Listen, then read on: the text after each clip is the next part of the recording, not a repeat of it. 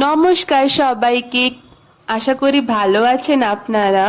আজকের ভিডিওটাতে আমি আপনাদের সাথে শেয়ার করব আমি কেমনভাবে পাস্তা বানাই। আমি পাস্তা খেতে খুব ভালোবাসি, তো আমি এটা একটু দেশি স্টাইলে পাস্তাটা বানাই।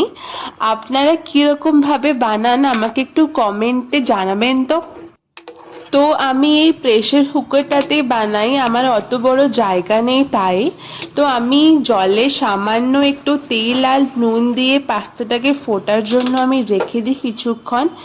ভালো করে ফুটে এলে একটু হাত চাপা দিয়ে আমি দেখে নিই। তারপরে যখন দেখব যে ভালোভাবে সিদ্ধ হয়ে গেছে, তখন আমি এই ছাঁকনিটাতে পাস্তাগুলোকে বার করে ভালো করে আমি ধুয়ে নিই।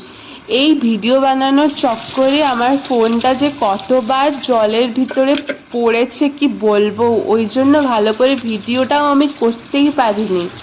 আমার পাস্তাটায় ভালো করে ধোয়া হয়ে গেছে। আমি না ফ্যানের তলাতে একটু রেখে দিই যাতে ভালো করে জলটা ঝেড়ে যায় আর একটু শক্ত শক্ত হয়ে যায়। এবারে তেলে সামান্য পেঁয়াজগুলো আগে আমি ভেজে নিই। পেঁয়াজগুলো হালকা যখন একটু ব্রাউন ব্রাউন হয়ে যাবে, সেই সময়তে আমি টমেটো আর কাঁচা লঙ্কাটা দিয়ে ভাজি। টমেটো আর কাঁচা লঙ্কা ভালো করে ভাজা হয়ে গেলে আমি পাস্তা মশলা আর ম্যাগি মশলা আর একটু সামান্য হলুদ, নুন আর সামান্য লাল লঙ্কার গুঁড়ো একটু কালারের জন্য আমি মেশাই। তারপরে লাস্টে আমি সামান্য একটু সয়া সস আর একটু টমেটো কেচাপ মেশাই। আপনাদেরকে এই মশলাগুলো দেখালাম। আমার এখানে পাস্তা বানানো হয়ে গেছে। আপনাদের ভিডিওটা কেমন লাগলো একটু কমেন্টে জানাবেন। দেখা হচ্ছে পরের ব্লগে। ভালো থাকবেন।